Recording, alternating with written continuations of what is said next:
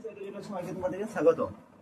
আজকে কথা অনুযায়ী ফিজিক্যাল সায়েন্সের সাজেশন দেওয়ার কথা ছিল, আমাদের ক্লাস 10 এর সাজেশনটা বলছি।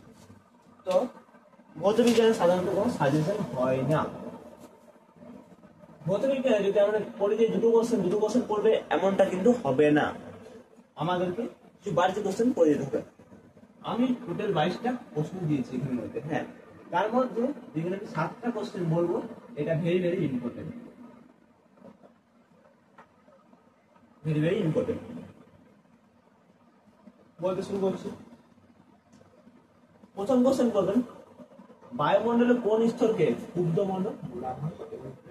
প্রথমে আমরা পড়েছিলাম এই ক্লাসে যে আগে ট্রপোস্ফিয়ারকে বলা হয় এবং কেন বলা হয় সেটা আমি বিস্তারিত আলোচনা করেছিলাম। বায়ুমণ্ডলের কোন স্তরকে শান্ত মণ্ডল বলা হয় কেন, এটাও পড়বে, এটা আমি আগে স্তর বলেছিলাম। ওজোন স্তরে সৃষ্টি হয় কিভাবে, এটা ভেরি ভেরি ইম্পর্টেন্ট।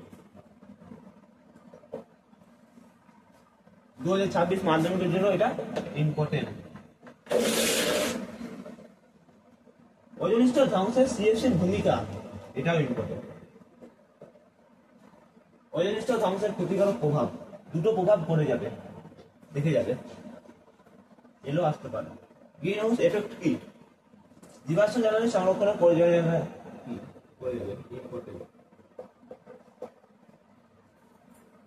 উপযুক্ত জ্বালানি নির্বাচনের ক্ষেত্রে শর্তাবলী লেখো, পড়ে যাবে।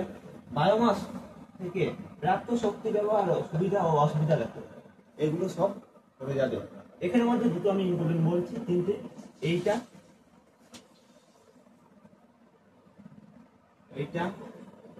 না সরি, এটা নয়, এটা নয়, এটা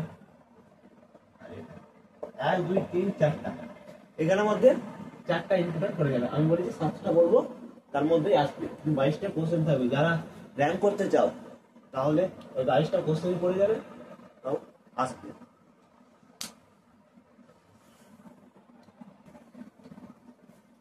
নেক্সট কোশ্চেন গুলো হলো,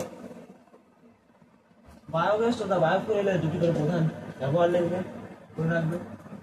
এটা করে রাখবে অবশ্যই। একটা আছে সিডিএম বা কোলবেট মিশন কি, বা কয়লা খনির মিশন কি, স্থিতিশীল উন্নয়ন ইম্পর্টেন্ট।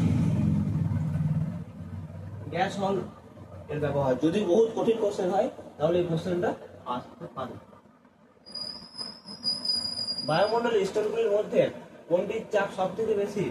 কারণ সহ দেখো, এটা 2020-তে ছিল, এটা আসতে পারে।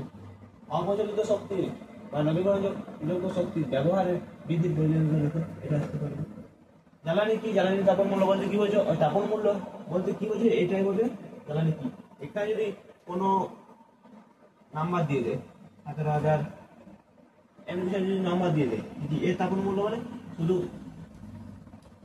তাপন জিনিসটা চেঞ্জ করে ওটা যে সংজ্ঞাটা থেকে এটা লেখা যাবে। আমি বলছি ওজোন গ্যাস তথা ওজোন স্তরের ধ্বংসের N2O ভূমিকা, এটা অবশ্যই করে যাবে 2026-এর জন্য।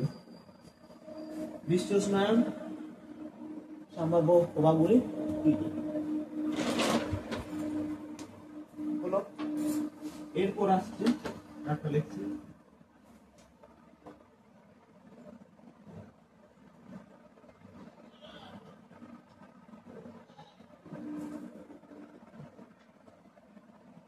খুব কঠিন কোশ্চেন হলে এটা আর এটা পড়তে পারে, দুটো কোশ্চেন পড়তে পারে। যদি কোশ্চেন পুরো হার্ড লেভেল হয় 2026-এ হতে পারে, কারণ 2025 সোজা কোশ্চেন ছিল, তো এই দুটো কোশ্চেন দেখে যাবে। আর একটা 6 দেখিয়ে দিচ্ছি, এটাও পড়ে যাবে।